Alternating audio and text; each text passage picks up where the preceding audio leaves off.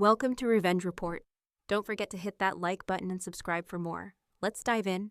I boarded the plane early, dragging my tired body down the jet bridge with nothing but a quiet sigh and a stiff spine. It had been years since the collapse, and my back still ached like it was yesterday. The flight was long, and I couldn't sit in a cramped seat for hours without paying for the upgrade. First class wasn't something I usually splurged on, but today I had no choice. My body demanded comfort, and I damn well give it what it asked for. Settling into seat 1C, I didn't even bother with the window. Never was one for that kind of distraction. I needed the space. I just wanted to be invisible.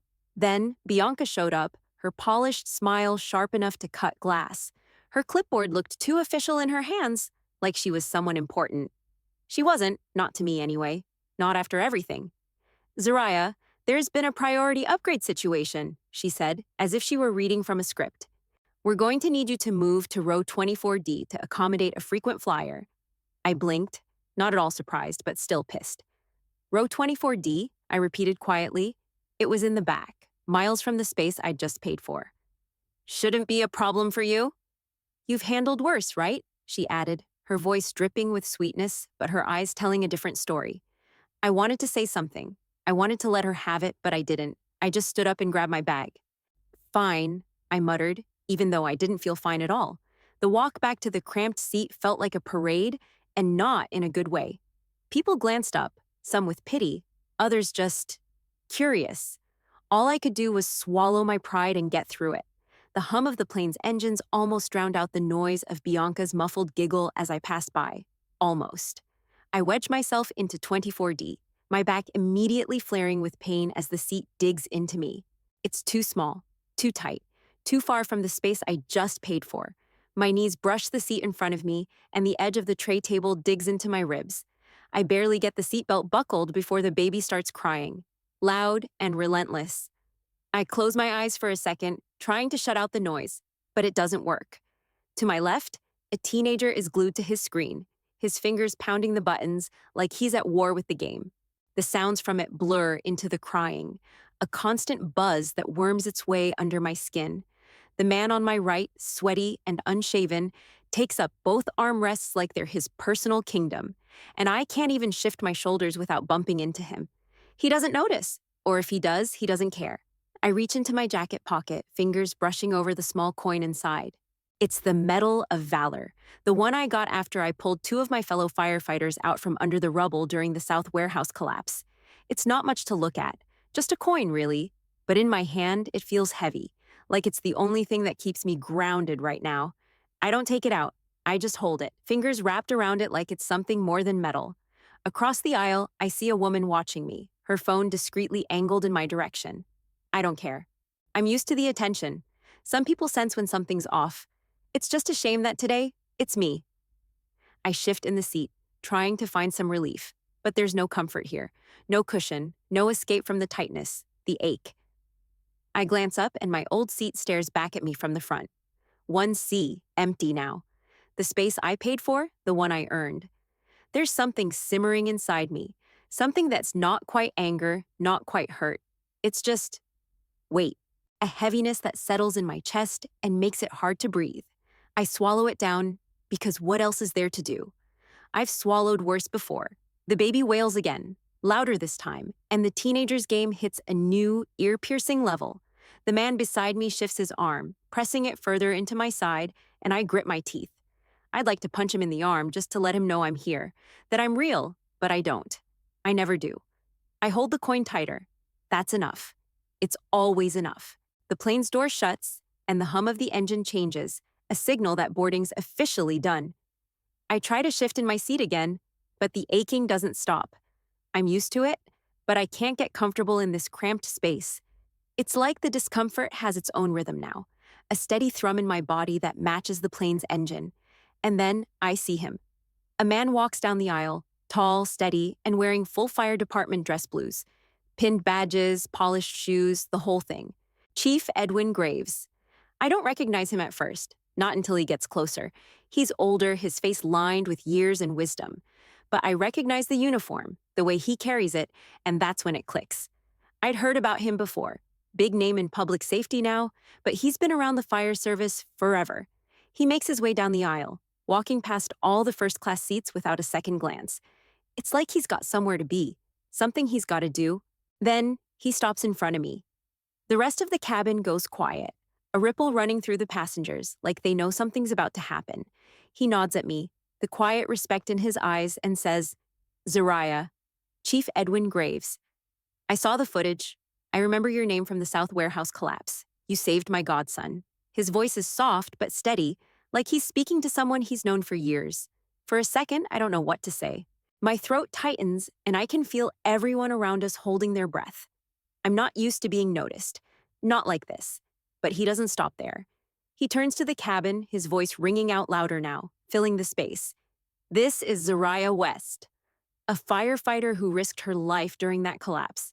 She saved two of our own, even though she was hurt herself. That's courage. That's valor." I feel my cheeks burn, the sting of embarrassment mixing with the strange feeling of being seen. My hands curl around the edge of my seat. People are staring, and I don't know where to look. I don't need a medal. I don't need this. "Zariah," he continues, still addressing the cabin, "I'm asking you to take my seat in first class. You've earned it." I freeze, the words hitting me harder than I expected. I know he's doing it out of respect, but I feel the weight of everyone's eyes on me. The whole damn plane is watching. I don't want to make a scene, but I don't want to take his seat either. It's too much, too public. But Chief Graves doesn't wait for an answer. He just turns and starts walking back up the aisle, past rows of wide-eyed passengers, all of them watching us. I get up, my muscles stiff and protesting, and follow him. I can feel the eyes on me the entire way, the way the quiet shifts into something thick and suffocating. I don't look at anyone, not even at Bianca, who's sitting by the galley, but I can feel her gaze burning into me, tight and full of disbelief. The way her face tightens, her lips pulling back in embarrassment. It's like watching her mask crack, and I don't even have to look at her to know what she's thinking. The walk feels long, longer than it should. I get to the front, to the open seat, and I sit down without a word. It's too much attention, too much history, and I don't know how to carry it all. Chief Graves takes my old seat without a word, his back straight, as if the act of sitting down is its own quiet statement. The silence in the cabin lingers, thick and heavy. I sit down in the first-class seat, and for a moment, it feels like everything has shifted. The space is wider, but the air feels tighter somehow, like the whole cabin is holding its breath. There's no applause, no grand recognition, just the dull hum of the engine and the soft murmur of passengers around me. But something has changed. The way people look at me now, like they know something about me that I didn't even want them to see. Chief Graves settles into my old seat, and there's no ceremony, no fanfare. He doesn't need to make a big deal out of it. He just sits, looking ahead, like he's earned the right to be there, just like I have. I watch him for a second, and then my fingers find the box in my lap, the Medal of Valor, the one I don't talk about. It's small and heavy, but in my hands, it feels weightier than any other object I've ever held. The coin inside is cool against my fingertips, and for a second, I think about taking it out, showing it off. But that's not me. It's never been me. I slip it back into the box, tucking it away in the seat pocket in front of me. It doesn't need to be seen, not here, not now. Across from me, a man with a grizzled face, his hair white and his posture stiff, looks at me. He's older, probably a Vietnam vet. He doesn't smile or say anything loud, but his eyes catch mine for a beat longer than usual. He nods, just once, and it's enough. A small gesture, a wordless recognition of something we both understand. A thank you. But that's all. No speeches, no applause. Just a nod between two people who know the cost of silence. I nod back, the weight of it settling deeper in my chest. A boy, maybe 10 or 12, peeks at me from behind his seat. His eyes are wide, curious. I can tell he wants to say something, but he doesn't. Instead, he smiles. It's tentative, like he's not sure what he's seeing. I smile back, not proud, not humbled, just real. Because sometimes that's all you can give. Just a smile and nothing more. The cabin is quieter now, the air thick with unspoken words. I glance out the window for a second, but the view doesn't mean anything to me. It's just sky. The seat is soft, the legroom better, but I don't feel different. I'm still the same person I was before Graves made his speech. Before I was moved up here, there's no magic in the seat, no secret power. Just a body still hurting, a mind still carrying too much. but the silence in the cabin hangs heavier now. People keep sneaking glances at me, like I'm some kind of puzzle they want to solve. I catch a woman a few rows back looking, her phone out but hidden behind her hand. She's recording, I can tell. Maybe she'll post it later. Maybe she'll tell her friends about the firefighter who didn't speak, who was upgraded, who didn't want the attention. I don't care. I've never cared about the story being told about me. I'm not here for the recognition. I'm just here to survive the flight, just here to get through it without making a bigger scene. Another glance comes my way. This one from a teenager, a girl, and she holds my gaze for a moment longer than she should. Her eyes full of something that might be understanding, might be awe, or maybe just curiosity. But whatever it is, I see it. And for a second, I wonder if maybe I've been teaching her something all along, even if I didn't mean to. I lean back in the seat, close my eyes, and let the noise fade. The turbulence will come soon enough. It always does. The memory hits me all at once, sharp and unwelcome, like a wave crashing over me. I'm back at that station, standing in the thick of smoke, the air thick with the smell of burning wood, and something else, something metallic. I hadn't been on duty that day, but I was close enough to hear the call. So I ran into the chaos, into the risk. I didn't think twice. Inside the warehouse, it was a mess. Beams were falling, walls were buckling, and the heat was unbearable. I remember seeing the rookie, his face pale, pinned under the debris. His legs were crushed, his screams muffled by the crash of the building collapsing around us. My ribs cracked when I pulled him out from under the wreckage, my shoulder tearing from the strain, and the smoke inhalation burned my lungs so bad I couldn't catch a full breath. But I didn't stop. I went back in for a second. Not because it was brave, but because that's what you do. You don't think about it, you just move. I never asked for a medal, never needed anyone to tell me what I did. I didn't want the attention, I was just doing my job. When they handed me the certificate and that velvet box with the medal inside, I didn't care about the shiny medal. It was the same feeling I had when they told me I'd be fine. Nothing special, just a job done. Just a person doing what needed to be done. But they didn't tell the press, didn't make it a big deal. No ceremony, no speeches, just a box and a thank you that felt too hollow to matter. At the family dinner that year, Bianca laughed when the medal came up. She thought it was funny. She rolled her eyes, almost like she didn't understand why it was even important to me. Her words rang out, clear and cutting, like they always did. "You've got guts," she said, her voice dripping with that familiar mocking tone. "But you can't even keep a man. Guess your priorities are a little messed up, huh?" The words hit me like a slap, and for a second, I just froze. Everyone at the table went quiet, like they were waiting for me to fire back, to defend myself. But I didn't. I didn't have the energy for it. I just picked up my plate, finished my dinner, and left. I don't think she ever realized how much those words stung. Bianca never understood. I can still see that night clear as day. The clinking of dishes, the sound of voices trying to fill the empty spaces between us, and the ache of feeling like I didn't belong. Not at the table, not in that life, not with those people. That memory still stings sharper than any burn. It's been years, and I still feel the weight of it sometimes in moments like this, when everything is quiet, and I'm just sitting here with the weight of the past on my shoulders. The silence stretches out, and I feel every inch of it. The cabin is still, like everyone's holding their breath, unsure of what's going to happen next. I sit there trying not to shift too much in the plush seat, but I can't ignore the prickle of eyes on me. It's the kind of attention I've spent my whole life avoiding, and now it feels like there's no escaping it.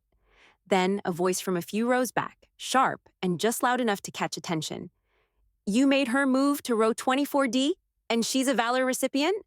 The words hang in the air like smoke, and the murmurs start immediately. Quiet at first, then louder, like a wave gathering force. People are talking, whispering, looking back, trying to make sense of what's happening. Some are recording, their phones raised like cameras at a show, eyes flicking between me and the flight attendants. I don't know how Bianca is handling it, but I can feel her discomfort even without seeing her. I'm sure she's disappeared into the galley by now, too embarrassed to stay out here. The younger flight attendants, the ones who had been all smiles earlier, avoid eye contact with me. Their movements are stiff, uncomfortable, like they don't want to be involved but don't know how to distance themselves. No one says anything to me, but I can feel their questions hanging in the air, the heavy expectation to react. I don't. I stay silent. It's not an act. It's not for effect. I'm just tired. Tired of explaining myself, tired of justifying my worth to people who don't understand and never will. Tired of the weight of their pity and their curiosity. Another voice, this time from a few rows ahead. A woman's voice. My daughter's in EMT school, she says, clear and strong. She looks up to women like her. Her words float through the cabin, quieter now, but still they feel like a spark, like something flickers. A chain reaction runs through the passengers, quiet murmurs of recognition and respect. People are nodding, reflecting on it, some of them probably feeling ashamed. Maybe they realize what they missed, maybe they don't. But the voices around me are changing now, less curious, more empathetic, and there's a shift in the air. But I don't respond. I don't even look up. I'm done with speeches, with applause. The last thing I want is to stand out. I didn't ask for this attention, and I certainly don't need to explain why I did what I did. I did it because it was my job, and because sometimes that's all you get. No thank yous, no grand gestures, just quiet endurance. The murmurs continue, and I feel the weight of them, but I don't feel any pride or satisfaction. The silence that was here before feels different now, heavier, like I'm a target that's been hit too many times, or like I've become the thing everyone is quietly talking about in the background, but never saying directly to my face, and it doesn't matter. It doesn't change anything. I sink deeper into the seat, fingers tracing the edge of the armrest. I look out the window for a second, but it's just sky, a blur of clouds, and nothing about it feels any more real than the noise around me. The weight of being seen, of being noticed, of being talked about. It settles deeper into my bones, but I don't let it show. Because in the end, none of it matters. I'm here, and I'm just trying to get through this. That's enough for me. I still haven't said a word, and the chatter in the cabin has faded, but the weight of it lingers. The air feels thicker now, the kind of quiet that's too heavy to ignore. I keep my gaze fixed on the window, the clouds swirling outside, a blurry mess that feels like the perfect mirror to what's going on in here. Somewhere far from my seat, things are moving without me. Carl, a retired firefighter I used to know, is sitting in a regional air traffic office, scrolling through his phone. He's not there for me, not exactly, but he sees the clip of my seat downgrade go viral. It's everywhere now, the footage of Bianca's little stunt, all of it happening right after Graves made his announcement. Carl remembers me, though. He remembers how I helped his cousin's team out during that propane plant explosion years ago, pulling bodies from the wreckage, helping them get to safety, even when I could barely breathe myself. He remembers how I didn't ask for credit or praise, just did what needed to be done. He doesn't waste time. He sends a quick message to Graves, the one who's now probably halfway to his next meeting, to let him know the clip's spreading like wildfire. Graves doesn't hesitate. He doesn't call anyone or ask for permission. He just changes his flight. That's it. No questions, no waiting. He boards a new plane, heading to the same place I am, a few hours behind me. Back on my plane, I'm still sitting between strangers, trying to ignore the weight of all the eyes that aren't really on me anymore. I'm just a part of the scenery, something to talk about for a moment and then forget. I don't know any of this is happening. I'm not aware that my face is trending, that the video of me being moved to row 24D has become a topic of conversation for people who've never met me, who don't know a thing about my life or my work. It's just a clip to them, a thing to share, a thing to gossip about, a thing to call unfair, and move on from when the next viral video comes along. But to Carl and to Graves, it's more than that. They're seeing something I don't even realize is being seen, and soon, it's going to change everything.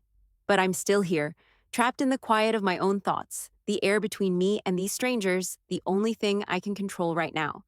The world keeps moving, but I stay still, just trying to make it to the end of this damn flight. 2 days after the flight, I'm sitting in the kitchen, coffee in hand, staring out the window at the gray morning. My mind's still swirling with the stuff from the flight, the murmurs, the whispers, the looks, but it's quieter now. The noise is starting to fade and the world keeps moving. That's when my phone rings, unknown number. I hesitate for a second, fingers brushing the screen. I don't recognize the number, but something tells me I should pick it up. So I do. Hello? There's a pause on the other end, then a shaky breath, followed by a voice I know too well. Bianca. I wasn't trying to destroy you, she says, her voice hoarse, raw, like she's been crying. I was just tired of being second. Her words hit harder than I expect. I don't say anything. I don't know what to say, honestly. She keeps talking, voice thick with emotion. I'm sorry. I'm sorry for everything. Not just the seat, but the digs, the slights, the everything. I can feel the weight of her apology, even though I'm not sure how to take it. All those years of little jabs, those moments when I was never quite good enough. But I just listen. I don't interrupt. I can hear the tears behind her words, and I don't want to make it worse. I want her to say what she needs to say. When she finishes, the silence stretches between us, thick with something I can't name. You were someone before you even walked on that plane, she adds, quieter now, like she's finally seeing something she didn't want to before. I let her words hang in the air. I don't know if they're true. I don't know if it matters. What matters is that she's finally saying them, even if it's too late for anything to change. I think about forgiveness, but it doesn't come easy.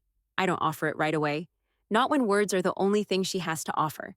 No one earns their way back with words, I say, my voice steady, even though my chest feels tight. You do it with work. She doesn't respond right away.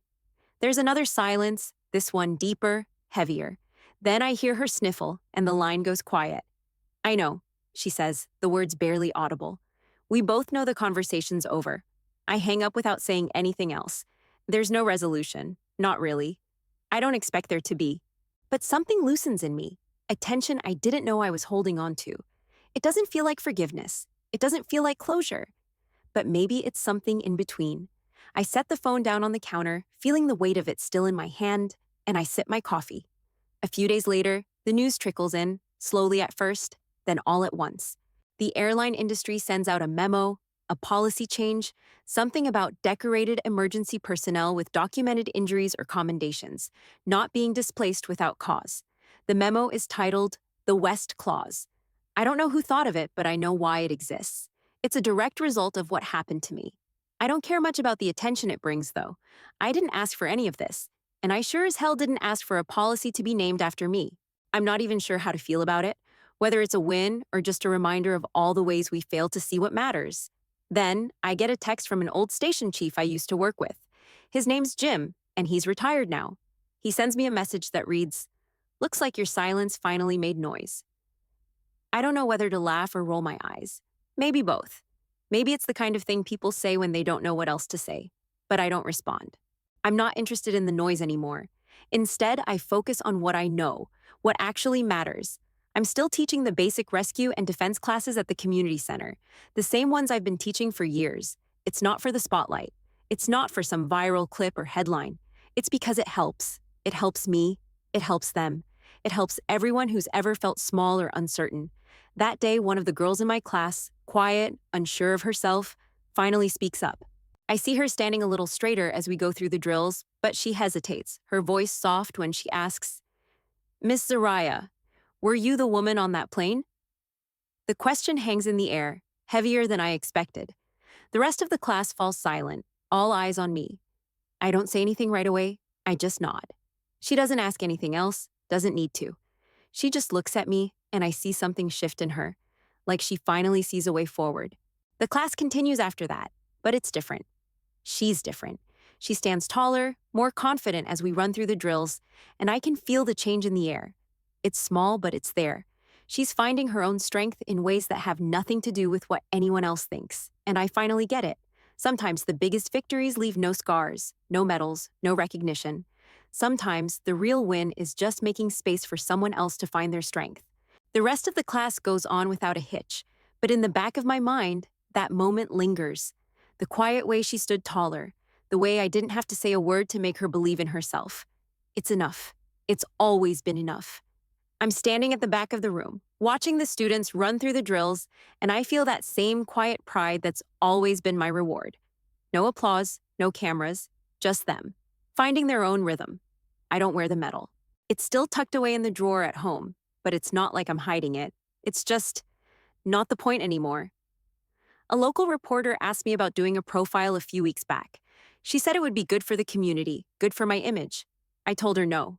I didn't need a story written about me. Let the policy speak for itself, I said, and I meant it. The West Clause was already making its rounds. People were talking, and that's enough. As the class wraps up, a girl approaches me, hesitates, then speaks up. "Miss Zariah." Her voice is quieter than usual, but there's strength behind it. "My boyfriend yelled at me last night. I didn't cry this time. I just stood there. Like you did. Her words hit harder than I expected, and I feel that small, familiar tug in my chest. That's the real victory right there. Not the viral video, not the claws, just her, finding her own strength, her own way to stand tall. I smile at her, not because I have the right words, but because she did it. She stood. And that's enough. When the last student leaves, I lock up the studio, the weight of the keys in my hand grounding me in the quiet of the evening. I step out into the cool night air, feeling the calm settle in around me. No spotlight, just peace. I don't need any more than that. I stood when it counted, and that's all that matters.